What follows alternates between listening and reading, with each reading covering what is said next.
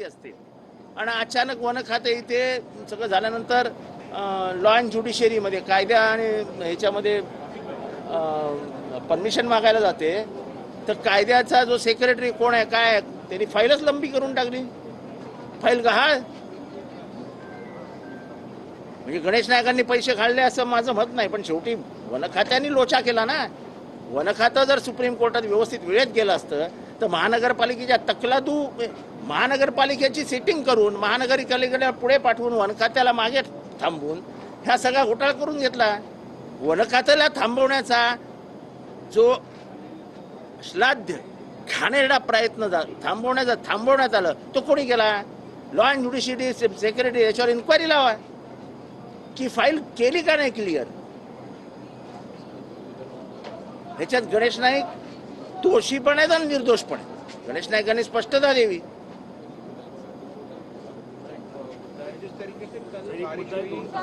नरेंद्र मेहतांवर देखील अशाच पद्धतीचे आरोप आज जिल्हाधिकाऱ्यांनी केलेले पाहायला मिळाले. जिल्हाधिकाऱ्यांच्या अहवालात कसं आलंय, आदिवासींच्या जमिनी लाटल्याचा आरोप थेट झालेला. आदिवासीच्या जमिनी लाटल्या जात आहेत, सगळं होत आहे. मी वारंवार येऊर नावाचा आमचा जो भाग आहे त्याचा आरोप करतोय. माननीय मुख्यमंत्री देवेंद्र फडणवीस यांनी सांगितलेलं की वन मॅन इन्क्वायरी कमिशन मागच्या अधिवेशनात 2 अधिवेशनापूर्वी सांगितलेलं आहे. काय इन्क्वायरी काय होत नाही, काय चालत नाही. बिंदास आदिवासींना मारतायत, बाहेर काढतायत, जमिनी ताब्यात घेत आहेत, काही फरक पडत नाहीये.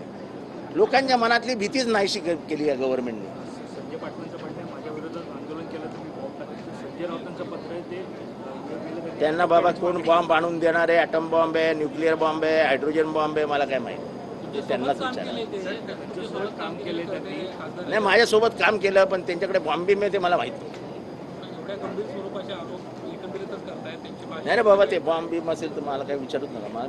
मी अनभिज्ञ आहे. मी गांधीवादी माणूस आहे हो. मी असले बॉम्ब बिम बनले की मी घाबरून पळून जातो. त्यांच्यावरती कारवाई झाली पाहिजे. फक्त बॉम्ब कुठलाही तपासायला पाहिजे. हायड्रोजन, न्यूक्लिअर, कुठला बॉम्ब त्याला त्याची माहिती घेऊन मला सांगा. त्यांनी पत्रात मागणी केली की त्यांच्यावरती अटकेची मुंबई की मेयर सड़कों पर थी और उनके सामने ही बीएमसी का एक कर्मचारी इसके पहले अगर सड़कों पे आके घूमती तो ये हाल बम्बई के नहीं है. सर जो सफाई कर्मचारी गिर उसके साथ वो ऊपर वाले ने दे दिया प्रूफ.